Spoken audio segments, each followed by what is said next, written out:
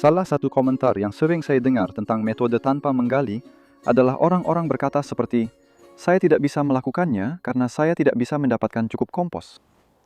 Dan di video ini, saya ingin menjelaskan kepada Anda bagaimana sebenarnya dengan metode tanpa menggali, Anda membutuhkan lebih sedikit kompos dibandingkan jika Anda menggali, mengusik tanah, atau membajak tanah. Dan saya bisa menunjukkan buktinya kepada Anda. Kami telah melakukan beberapa percobaan di sini selama sekitar 9 atau 10 tahun, mencoba berbagai jumlah kompos dan bahkan tanpa menggunakan kompos sama sekali. Dan pemahaman yang bisa diambil adalah untuk menanam sayuran yang bagus, baik Anda menggali tanah atau tidak, Anda membutuhkan kompos yang baik atau jumlah yang cukup, tapi tidak perlu terlalu banyak. Sebenarnya, saya akan bilang jumlahnya sedikit sekali, cukup mengejutkan. Ini tentang bercocok tanam secara organik supaya jelas. Jadi itu berarti tidak menggunakan pupuk atau nutrisi sintetis. Jadi semua kesuburan berasal dari kompos. Dan untuk mendefinisikan kedua istilah itu, kompos adalah apapun yang sudah terurai. Kompos tidak perlu sempurna. Bisa saja agak menggumpal, bisa juga masih ada sedikit potongan kayu di dalamnya. Saya tidak pernah menyaring kompos saya saat menebarkannya di sini misalnya. Jadi sebenarnya cukup mudah dalam hal menebarkannya dan menggunakannya. Tapi tentu saja ada pekerjaan yang harus dilakukan untuk membuatnya. Itu sebenarnya sangat menyenangkan ketika kamu sudah melakukannya. Dan kamu mungkin ingin membeli biobit di awal. Itu bagian yang melibatkan penggunaan lebih banyak kompos. Dan kami belajar itu di sini, saat kami mulai melakukannya, ini menjadi uji coba 3 jalur. Itu dimulai pada tahun 2013. Dan ada jalur pertama, di mana pada tahun pertama, kami sama sekali tidak menambahkan kompos, tapi tanahnya digali.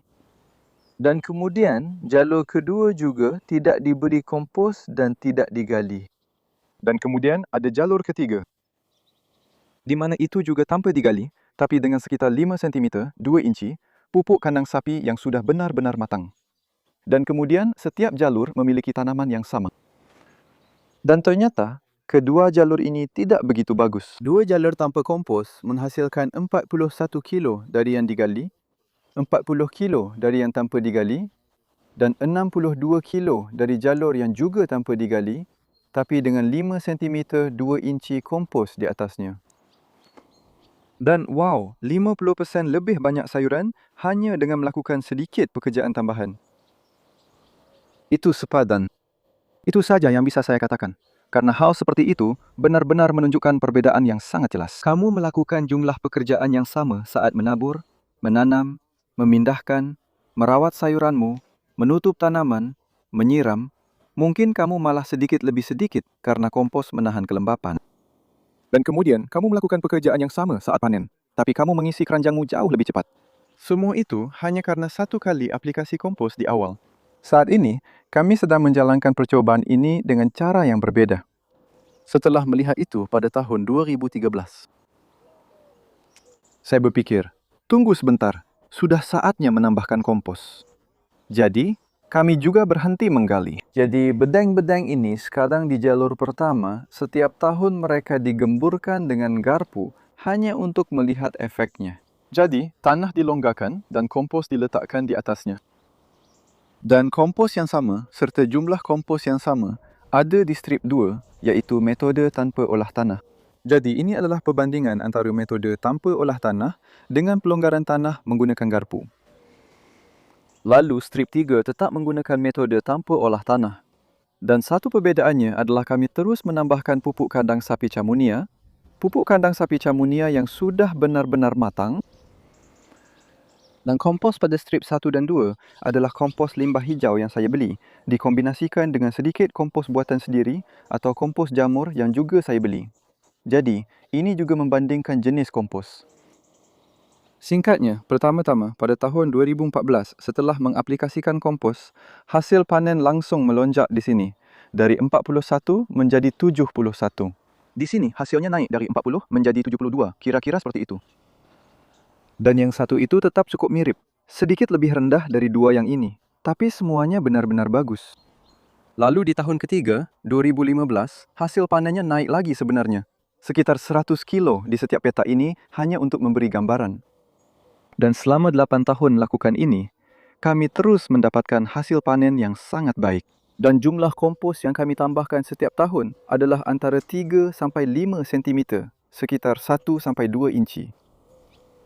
Pengukuran yang saya sebutkan tadi terlihat seperti 2 inci 5 cm saat anda menaburkannya. Itu terlihat banyak. Lalu, setelah turun hujan, kompos itu mengendap menjadi sedikit lebih dari setengahnya. Jadi, kompos yang digunakan cukup untuk menutupi permukaan tanah anda. Hanya itu yang dilakukan di sini. Kompos ini diaplikasikan pada 2/3 area saja. Tidak diaplikasikan di jalur jalan setapak. Jalur setapak sebagian besar diberi serpihan kayu yang sudah benar-benar lapuk. Jadi, baik anda menggali tanah atau tidak, menurut saya untuk menanam sayuran yang bagus, anda tetap membutuhkan kompos. Dan dengan metode tanpa menggali, anda membutuhkan kompos lebih sedikit dibandingkan jika anda menggali. Dan kita bisa melihat hasilnya dengan sangat jelas pada percobaan lain yang sedang saya lakukan di sini.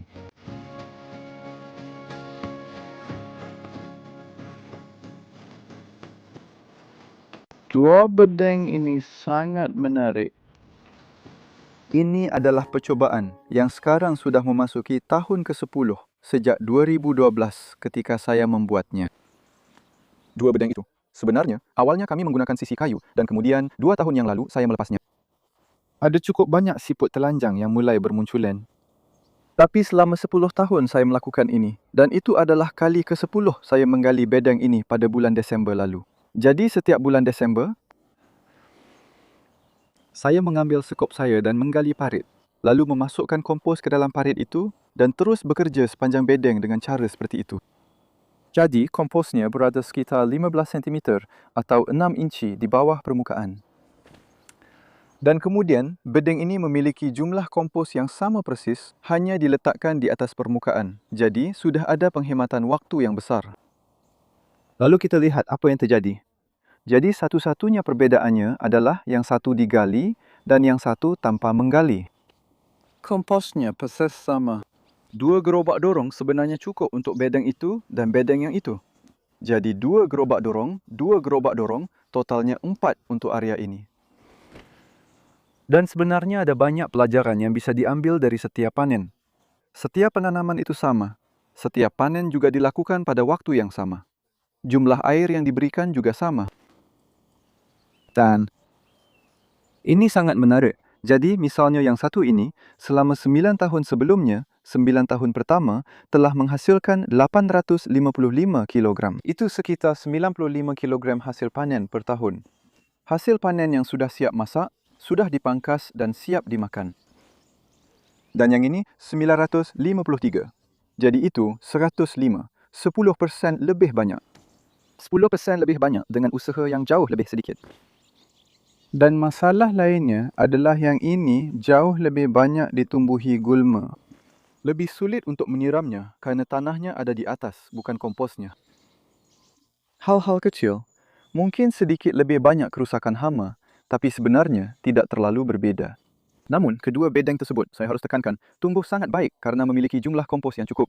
Dan itulah bagi saya inti utama dari apa yang saya sampaikan di sini adalah bahawa kompos sangat berharga untuk menanam sayuran yang bagus. Dan untuk menekankan hal itu, kami hanya menambahkannya sekali setahun. Jadi, kompos ditambahkan pada bulan Desember dan semua yang anda lihat di sini adalah penanaman kedua, tanam susulan. Jadi kami sudah selesai memanen selada, kubis, bit, kacang polong, bawang, bayam, lobak putih dan kentang. Semuanya sudah habis dan dimakan. Dan dari bedeng ini saja sudah menghasilkan panen sebanyak 44 kilo. Dan dari yang ini 56 kilo. Jadi sebenarnya di musim semi lah saya menemukan perbedaan yang paling besar. Menabur benih dan menanam di kompos permukaan jauh lebih cepat.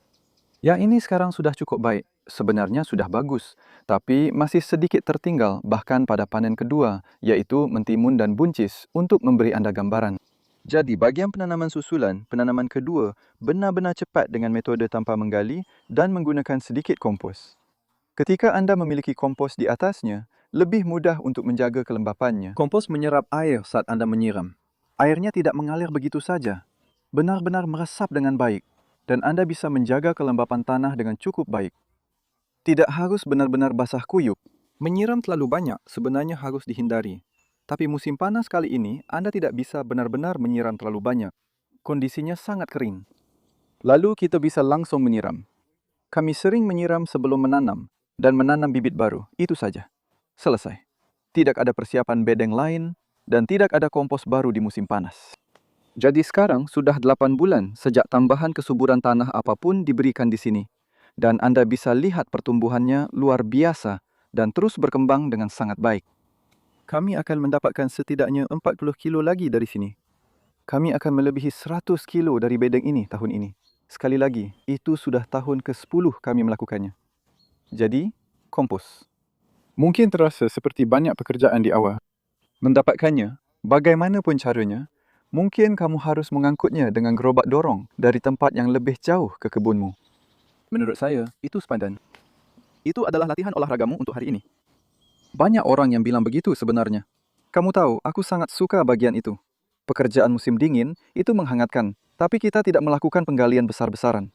Dan beberapa orang bilang, aku suka menggali, tapi tanahmu tidak. Semua yang kamu lakukan dengan kompos dan tanpa menggali serta menaburkan kompos di atasnya, itu bermanfaat dan memiliki nilai jangka panjang. Jadi jika kamu menggunakan jumlah yang lebih banyak di awal, menurutku itu sepadan karena manfaatnya akan terasa selama bertahun-tahun ke depan. Dan lihatlah percobaan ini, hasil panennya tidak menurun. Sebenarnya hasilnya juga tidak lagi meningkat. Pada 3 atau 4 tahun pertama memang meningkat, tapi sekarang sangat stabil. Dan ini sangat bisa diandalkan, dan sebenarnya tidak sulit. 2 gerobak kompos untuk lebih dari 100 kilo sayuran. Itu satu-satunya penambahan unsur hara, tanpa nutrisi tambahan, tanpa pupuk, tanpa pelet anti siput. Jadi ini benar-benar seorganik mungkin. Tanpa menggali, semua kehidupan tanah dibiarkan tetap tidak terganggu. Dan semua manfaat ini saya jelaskan di buku baru saya yang membahas metode tanpa menggali, alasan melakukannya, dan kompos dengan penjelasan berbagai jenisnya, cara terbaik menggunakannya, serta cara membuatnya juga. Itu bagian yang benar-benar menyenangkan. Dan kemudian, semua manfaat yang didapat saat Anda menanam sayuran, waktu terbaik untuk menanam benih, dan semua hal berbeda itu agar bisa mendapatkan hasil seperti ini.